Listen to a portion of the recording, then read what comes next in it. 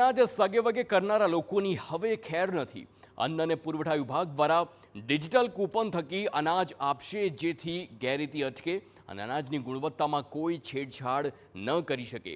સાથે જ હવે બનશે અનાજનું એટીએમ, જેનાથી લાભાર્થી સીધા જ અનાજ અનુકૂળતા મુજબ મેળવી શકે છે।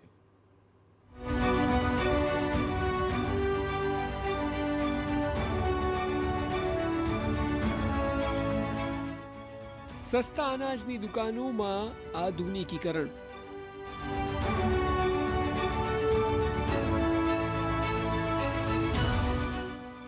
વિતરણ વ્યવસ્થામાં ફેરફાર,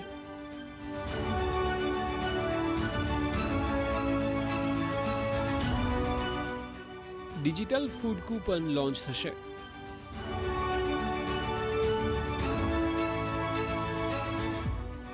અનાજનું એટીએમ લાવશે ક્રાંતિ।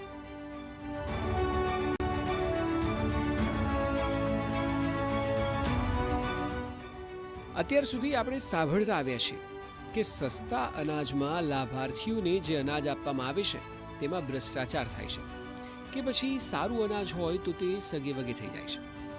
અને આ વાત રાજ્યના અન્ન અને નાગરિક પુરવઠા વિભાગ સુધી પણ અનેકવાર પહોંચી છે। આ વાતનો કાયમી ઉકેલ લાવવા માટે હવે ગુજરાત સરકાર રેશન કાર્ડના બદલે ડિજિટલ ફૂડ કૂપન લોન્ચ કરશે, જેથી લાભાર્થીએ ફિંગરપ્રિન્ટ આપવાની નહીં રહે। QR કોડ સ્કેન કરવાથી લાભાર્થીને મળવાપાત્ર પૂરતો જથ્થો મળી જશે।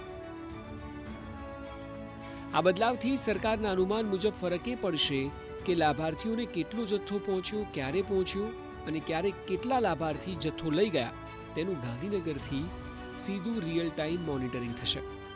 અનાજ ઓછું છે કે સગે વગે થવાની ફરિયાદ હશે તો તેનો અંત આવશે।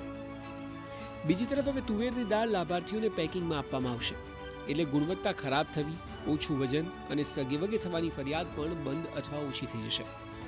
સાથે જ અમદાવાદમાં સાબરમતીમાં 15મી તારીખથી અનાજનું પ્રથમ એટીએમ શરૂ થશે અને ત્યારબાદ આ વર્ષના અંત સુધીમાં દરેક જિલ્લામાં અનાજનું એટીએમ મુકાશે,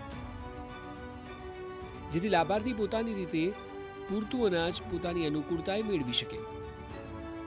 અગાઉ જે છે બાયોમેટ્રિક ઓથેન્ટિકેશન પદ્ધતિથી વિતરણ કરવામાં આવતું હતું, જેમાં લાંબી લાઈનો ને એવું બધું રહેતું હતું ને લાભાર્થીઓને વધુ સમય એમાં આપવો પડતો હતો। હાલ રાજ્ય સરકારે જાહેર વિતરણ વ્યવસ્થાના સરળીકરણ માટે એપ સુવિધા, જે મોબાઈલ દ્વારા એપથી સ્કેનિંગ કરીને એ લોકો જથ્થો જે છે પોતાનો લઈ શકે છે। એમાં જે છે લાભાર્થીઓને જે છે એ ડિજિટલ સ્વરૂપે કરન્સી, જે CBDC કહેવાય છે, સેન્ટ્રલ બેંક ડિજિટલ કરન્સીના ભાગરૂપે એમનું જે ફૂડ કૂપન એમના મોબાઈલ એપમાં આવી જાય છે। ત્યારબાદ એ દુકાન ઉપર એને સ્કેન કરીને પોતાને મળવાપાત્ર જથ્થો જે છે એ લઈ શકે છે, જેમાંથી એમને જેટલો સમય પહેલાં લાગતો હતો એના કરતાં હવે ઓછો સમયમાં એ જ પ્રક્રિયા પૂર્ણ અને ઝડપથી થઈ જાય છે। આ તરફ અમે આ બદલાવ વિશે લાભાર્થીઓને પૂછ્યું તો તેઓનું કહેવું છે કે હાલમાં અનેકવાર ફરિયાદો ગુણવત્તાની, ઘણીવાર તો સર્વર ડાઉન સુધીની આવે છે। જો નવા બદલાવથી સિસ્ટમ સારી બને તો ખૂબ સરસ વાત છે। અને આ રેશન કાર્ડ જે હું 20 વર્ષથી લઉં છું અત્યારે અહીં આગળ સુરેશબેન દુકાનેથી, અને જે પહેલાં જે સિસ્ટમ હતી એના કરતાં બેટર છે અત્યારે। જે ઓનલાઈન સિસ્ટમ જે મોબાઈલમાં એપથી તમે સગવડ કરી, પહેલાં શું હતું સર્વર ડાઉનમાં હિસાબે લોકો લાઈન બી બહુ લાગતી, ટાઈમ બી બહુ વાર લાગતો હતો, અને અત્યારે જે ગવર્મેન્ટે જે કર્યું છે એ સારામાં સારી પ્રોસેસ છે। પહેલાં જે સિસ્ટમ હતી એના અંદર પ્રોબ્લેમ શું થતું કે ગમે ત્યારે આવીએ ત્યારે સિસ્ટમ જે એમની હતી ઘણી પછી સર્વર ડાઉન હોય, ધક્કા ધુકે, પણ જે નવી સિસ્ટમ હવે જે સરકારે લોન્ચ કરી ત્યારથી આપણને એમ લાગ્યું કે ભાઈ સારું, ટાઈમ ઓછો બગડે, ધક્કો નથી પડતો। રાજ્યમાં હાલ 3 કરોડ લોકો એવા છે કે જેઓ દર મહિને સરકારી વ્યવસ્થાનો ઉપયોગ કરે છે, અને એટલે જો નવા બદલાવનું સારી રીતે અનુકરણ થયું તો પછી લાભાર્થીઓ માટે ઉત્તમ સાબિત થઈ શકે છે। એક અંદાજ મુજબ 3 કરોડથી વધુ નાગરિકો સસ્તા અનાજની દુકાન પરથી રાશન લઈને પોતાનું ગુજરાન ચલાવે છે, અને આ જ રાશન વિતરણ વ્યવસ્થામાં અવારનવાર નવા સુધારાઓ છે તે કરવામાં આવ્યા છે।